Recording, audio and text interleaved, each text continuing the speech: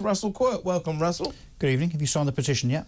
Well, no, but I would, in principle. I mean, it won't achieve anything, but I think it's a useful tool by which perhaps this tool of a Prime Minister of ours could perhaps pick up on public mood, which is in an unprecedented state of dismay. Yep. If he went on to, we'll play this in a minute, he went on to This Morning today to say, well, it's to be expected, you know, a lot of people didn't vote Labour, they're bound to push back on some the difficult decisions that I'm having to make and all this.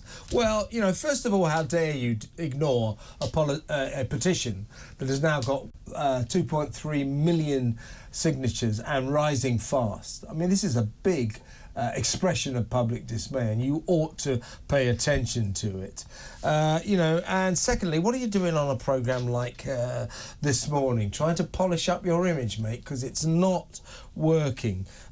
People are sick to death of the winter fuel allowance. They're sick to death of the farmers' inheritance tax. They're sick to death of this government with their snouts in a trough, taking all of these freedoms. They continue to take private sector money, private taxpayers' money, and just give it to £70,000 a year train drivers to plough it into the public sector, to take money out of the private sector and plough it into their beloved public sector, and it just isn't going to wash. People are sick of it, aren't they? Yeah, they are. So this is a petition that has got the fastest traction of any government petition, I think, in British history. You know, it's barely 4 days old. I think it got to 1 million within about 48 hours, didn't it? And yes, you're right. This doesn't force the government to do anything. It should technically be debated, which of course will be a farce because it will be a very quick debate, and because of the parliamentary majority that the Labour Party have got, of course it'll all be over and it won't get anywhere. But it is an indication, it is a message. And actually, the message, I think, is to those Labour MPs, of which there are now lots and lots of them, the backbenchers, that right now will be thinking, well, look, all I'm interested in is currying favour with the Labour leadership so I get a bag-carrying job as a PPS or as a junior minister or something. But it won't be that long, hopefully, over the next year or two, when they have to start thinking about saving their own skins by way of the next election and saving their jobs, their MP role in their constituencies.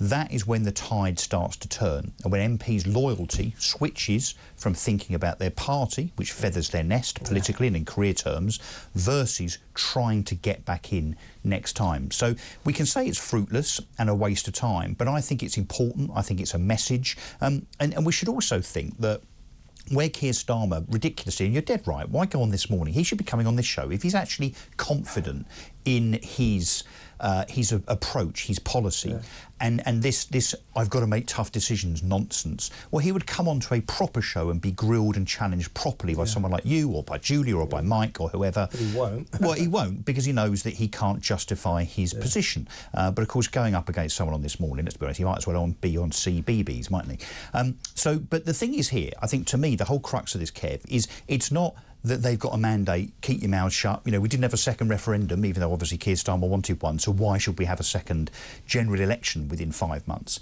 The fact is, we were deceived as an electorate. We were lied to. We were told that the Labour government, when in government, would do certain things, which they have had basically no inkling of doing. But they've also done a whole bunch of other things, as we well know, and we rehearse all the time. You've just kind of laid out some of them.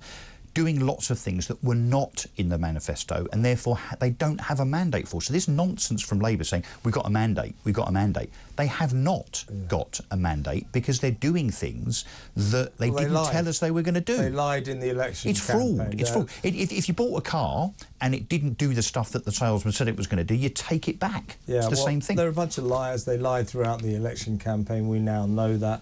And they had their little lie all saved up, didn't they? We're going to promise the electorate the earth. We're going to promise them we won't cut their taxes. We won't put national insurance up. We won't deliver to them the budget from hell because everything's cool. But the little lie they had all saved up was this. Oh, look! We've found a £22 billion black hole in the public finances. Now, this changes everything. So now we're going to have to do some of those things that we promised we wouldn't. You think we were born yesterday? You think we were born yesterday? First of all, the £22 billion hole in the black finances does not exist. And secondly, you made it all up so you could have an excuse for the lies you told in the election campaign, and everybody has got your number. The 2.3 million people and rising who signed this petition have got your number, Starmer. Well, let's have a look at our pathetic Prime Minister preening himself on that tough arena for political debate this morning today. Look, I remind myself that very many people didn't vote Labour at the last election. I'm not surprised that many of them want a rerun. That isn't how our system works. There would be plenty of people who didn't want us in the first place. So, look, what I focus is the decisions that I have to make every day. And it's a bit like opposition. But surely you want us, the public, to trust you, to like you, to think he's the man for the job, he's doing what he needs to do. Your approval rating is lower than Nigel Farage's right now. The thing is, if you make your mind up, as I have done, that we're going to do the difficult things first, then I think it's inevitable that people do feel they're difficult decisions. I mean, I understand that. Shut up. These decisions, Keir, they're not difficult, they're just wrong. They're just totally wrong. One of the reasons that the public are so sick of you, are so furious with you and Robert Reeves and that enemy of free speech, Bridget Phillipson, the ludicrous person who wants to turn Britain into a council estate, one big council estate, Angela Rayner. The reason they're fed up with you isn't because you're taking the difficult decisions. They're furious with you because you're taking these awful decisions with consummate ease. They're fed up with you, Keir. Get it through your thick head, because these decisions are wrong. It is wrong to deprive 10 million pensioners of the fuel they need in the winter to stay warm. It is wrong to ruin our farming industry by taking the inheritance tax away from, or imposing an inheritance tax of 20% on farmers who've been handing their farms down from generation to generation, often for hundreds of years. It is wrong to take everybody's money from the private sector and just plough it into the public sector willy-nilly, just so you can pursue your socialist, statist principles. This is all wrong. That's why we're annoyed, right? Yeah, and you know, when the administration's gone horribly, horribly wrong already, you know, we should still be in the Labour honeymoon period. But the fact that Starmer now will only kind of expose himself to the interview techniques of Andy Peters. Now, Andy Peters, whose toughest interactions previously were Gordon the Gopher, for goodness sake. And now he's got Andy Peters interviewing him. You know, not you, not Julia, not Andrew Neil. By the way, let's just pause for a moment. Andy Peters, you're always doing wrong decisions because you're less popular than Nigel Farage. A little window into the left-wing soul of ITV there. Yes. I'll tell you what, Andy, you'll find that Nigel Farage, you'll be surprised about this, is incredibly popular, far, far more popular than our useless left-wing Prime Minister will ever be, right, Russell? Yeah, and I worry as well, when you watch that clip of Starmer on This Morning, you know, he's not just in denial and robotic in terms of his responses. You know, he's just literally, you know, swallowed the email that his communications director has sent in this morning in terms of just talk about tough decisions, just talk about the black hole, just talk about what you inherited from the Conservatives, the same old stuff we've been hearing for the last 2 or 3 months. I sense a kind of an element of psychopathy, frankly, in our Prime Minister Keir Starmer, where he seems to be a man that has absolutely no conscience whatsoever. And one of the definitions of a psychopath, Kev, is someone that has no conscience. I think our Prime Minister might be a bloody psychopath, Kevin O'Sullivan. Well, that's one explanation. I mean, you look for explanations about what he's doing. Why is he doing this? I believe, yes, he could be a psychopath. He's certainly an automaton. He has great difficulty connecting with human beings, doesn't understand emotions or anything like that. But I believe that you're right, that he has a kind of almost psychopathic aversion to Britishness, doesn't like British people, doesn't like Britishness, wants to destroy us as an entity, really, and make us part of the European dream.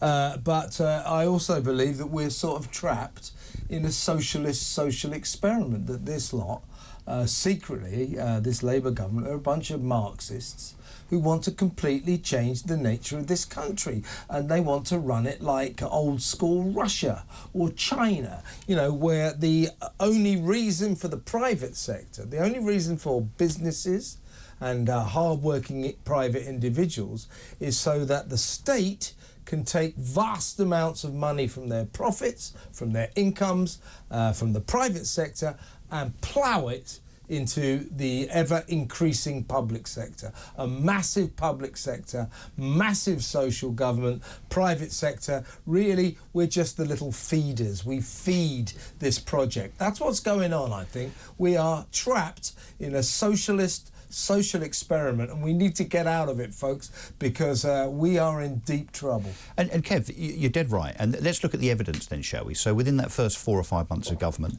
all of the things that he's done, which again he did not have, does not have a mandate for, because it wasn't in his manifesto. If most of this stuff was in the manifesto, there's no way that Labour would have got elected to government. But think about all the stuff he's done. So one of the first things they did was to ensure that doctors, train drivers and so on got huge pay increases. Yeah, we're paying 6%, 9%, 22%. So that's straight out the left-wing Marxist playbook. Take the money from the private sector and give it to the public sector. But then to squeeze the private sector, so pensioners that the Labour Party believe are rich, farmers that they believe are rich, buy-to-let landlords. That isn't primarily what they believe. What they primarily believe about old people and farmers is they don't vote Labour. So as far as our Labour lunatic government are concerned, those people can go to hell. Yeah. And then businesses, of course. You know, it's again straight out the Marxist playbook that you go and start punishing businesses, which they did in the budget to the tune of £20 billion by increasing the contribution from companies in terms of national insurance. That 20 billion quid, of course, went straight into the black hole that we all know and some of you love, which is the NHS. Literally. Scavenging money from businesses to put straight into the NHS. 10 billion extra. Which will make no difference to the performance of the NHS whatsoever, because as we know, and we rehearse on this channel all the time, it's not about the money. If you give money 10 billion, 20 billion, or we give the NHS 200 billion every year, you almost might as well set fire to it.